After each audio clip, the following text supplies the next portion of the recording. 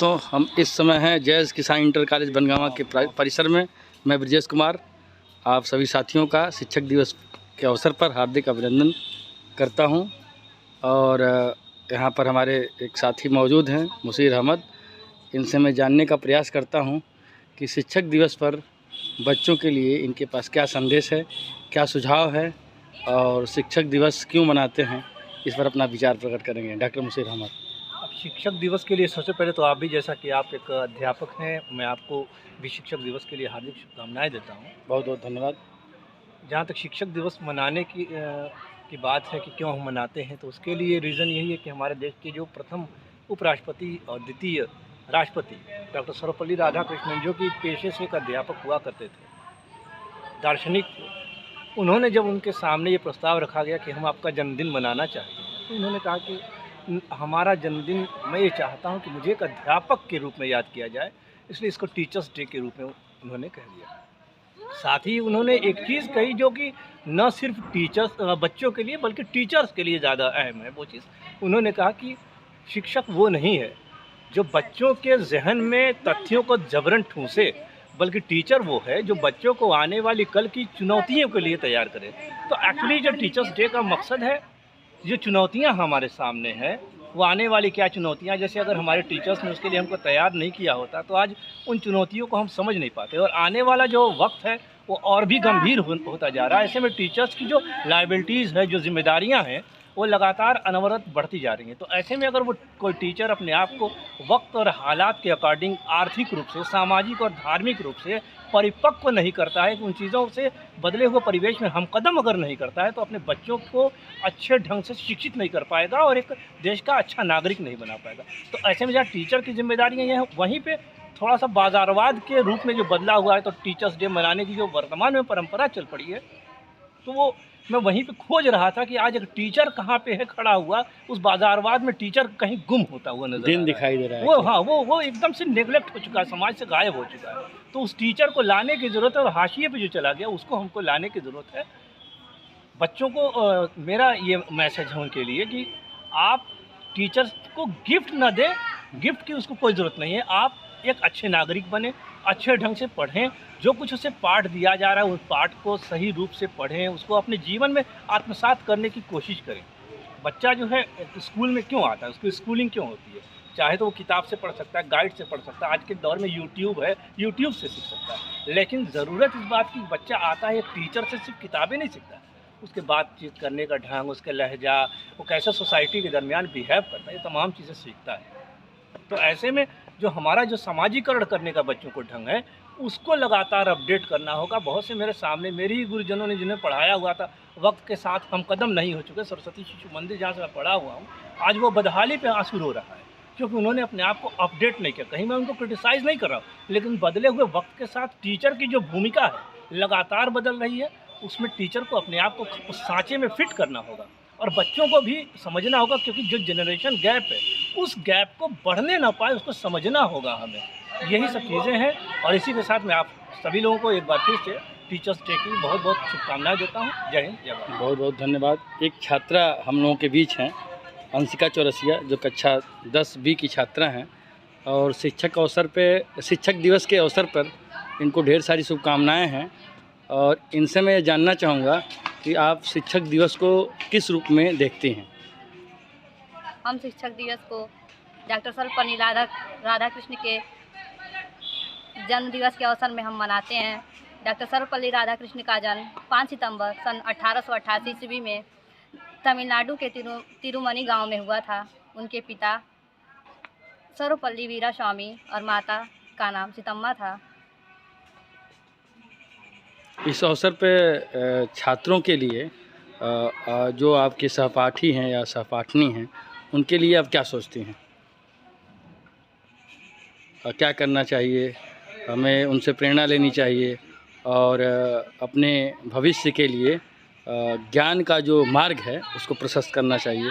मुझको ये लगता है कि आप लोगों को इस विषय में सोचना चाहिए। हमारे नवागत शिक्षक हैं, जो कि हमारे बहुत ही होनहार और ऊर्जावान शिक्षक हैं, जो इसी विद्यालय के छात्र भी रहे हैं, हम लोगों के बीच गणित अध्यापक के रूप में मौजूद हैं। इनसे मैं जानना चाहूँगा कि आप जो है इस शिक्षक दिवस को किस रूप में मनाना चाहेंगे और किस रूप में बच्चों को बताना चाहेंगे? सबसे पहले मैं जो है इस शिक्षक दिवस के शुभ अवसर पे सभी भाइयों, सभी अध्यापक, अध्यापिका बहनें, मैं हार्दिक बधाई और शुभकामनाएं देता हूं। और हम सभी लोग जानते हैं कि ये जो 5 सितंबर को हर साल जो है शिक्षक दिवस के रूप में हम लोग मनाते हैं, ये सर्वपल्ली राधाकृष्णन जी के जन्म दिवस के रूप में मनाते हैं, क्योंकि सर्वपल्ली राधाकृष्णन जी जो थे हमारे देश के प्रथम उपराष्ट्रपति और दूसरे जो है राष्ट्रपति के रूप में पद को उन्होंने हासिल किया। और सर्वपल्ली राधाकृष्णन जी जो चाहते थे कि जो हमारा जन्मदिन है वो जन्मदिन के रूप में न मना करके जो है एक भारतीय परंपरा के अनुसार जो है एक शिक्षक और छात्र के बीच में या शिष्य के बीच में जो संबंध होता है वो हमेशा बना रहे। और हम चाहते हैं कि अगर जन्म दिवस के रूप में मनाएंगे तो सिर्फ मुझे ही याद किया जाएगा, अगर इसे एक शिक्षक दिवस के रूप में मनाएंगे तो हम सभी एक शिक्षक समाज के रूप में और उसी के साथ हमको भी लोग याद करेंगे जी। इसलिए हम और सभी लोग जो है 5 सितंबर को जो है शिक्षक दिवस के रूप में उसको हम लोग मनाते हैं। अगर हम राष्ट्रीय शिक्षक दिवस की बात करेंगे तो 5 सितंबर को, और अंतर्राष्ट्रीय शिक्षक दिवस की बात करेंगे तो 5 अक्टूबर को मनाया जाता है विश्व शिक्षक दिवस जी, जिसको हम विश्व शिक्षक दिवस के नाम से जानते हैं। आज का जो परिवेश है, अगर हम छात्र और शिक्षक की बात करें तो जिस तरीके से अगर हम प्राचीन से जोड़ करके देखें तो प्राचीन में भी जो एक शिक्षक का और शिष्य का जो संबंध था बहुत ही गहरा संबंध था। गुरुकुल में गुरु और शिष्य की परंपरा हुआ जी। जैसे प्राचीन में हम जाते हैं, अध्ययन वहाँ करते थे शिष्य जो है और अध्यापक के बीच में, तो वहाँ पे गुरुकुल की व्यवस्था थी। और आज वहाँ यहाँ पे स्कूल, कॉलेज और डिग्री कॉलेज, यूनिवर्सिटी के रूप में देखा जाता है। लेकिन परंपराएं वहीं चलती चली आ रही हैं जिसको हम हमेशा से मनाते या जानते। यानी कहने का सेंस ये है कि आज के परिवेश में जो शिक्षक का जो उत्तरदायित्व है, शिक्षक को चाहिए कि छात्र को जो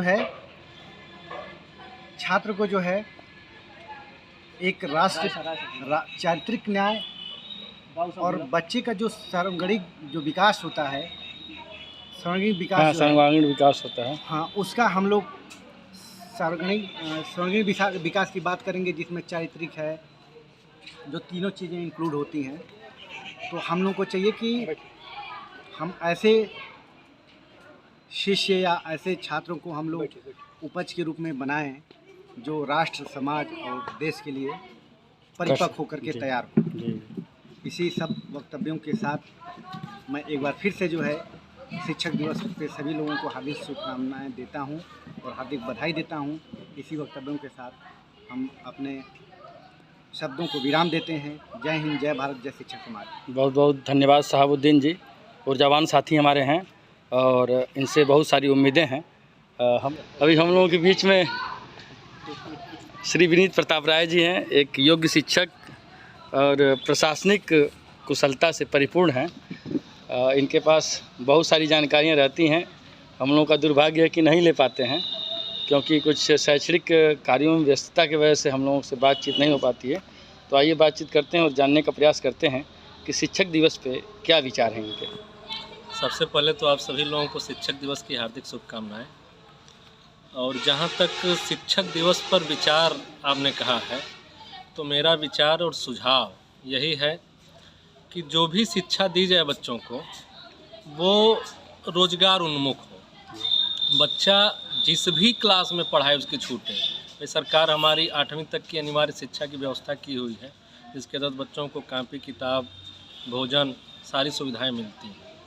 यदि उसके बाद बच्चा नहीं पढ़ पा रहा है किसी भी कारण से, तो उसको 8वीं के बाद ही कोई रोज़गार मिल जाए, वो अपना घर पे कुछ कुटीर उद्योग लगा सके, कोई उसको पढ़ाई के दौरान ही ऐसी ट्रेनिंग दी जाए ताकि उसको आसानी से लोन मिल जाए और वो अपना जीवन यापन कर सके। सबसे पहला तो मेरा यही है। दूसरी चीज़ ये है कि जो हमारे आज के विद्यालय हैं, विशेष रूप से माध्यमिक विद्यालय जिसका मैं एक अध्यापक हूँ, तो प्रबंधकीय विद्यालयों की स्थिति बहुत खस्ता है। मात्र आज की शिक्षा व्यवस्था में हमारा योगदान 10 से 15% के बीच में रह गया है और ज़्यादातर प्राइवेट विद्यालय ही इस पर कब्जा जमाए हुए हैं। इसके पीछे हमारे यहाँ संसाधन नहीं है, बिल्डिंगें हमारी क्षतिग्रस्त हो चुकी हैं, पुरानी हो चुकी हैं, बैठने की अच्छी व्यवस्था नहीं है। तो एक अपेक्षा ये भी करते हैं कि भाई ये सरकार की और समाज की जिम्मेदारी है कि विद्यालयों में कुछ सुविधाएं बढ़ाई जाए ताकि हम अपना जो 100% बच्चों को दे सकें। ठीक है, धन्यवाद। बहुत बहुत धन्यवाद।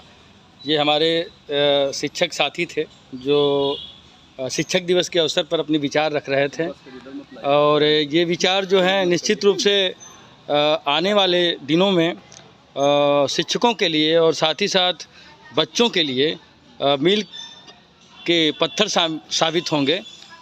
हमारे वरिष्ठ शिक्षक योगेंद्र जी और हमारे सभी साथी यहाँ मौजूद हैं। बहुत अच्छा लग रहा है बातचीत करके और विचारों को जान करके। आज के लिए बस इतना ही, फिर मिलेंगे। जय भारत, जय हिंद, जय शिक्षक।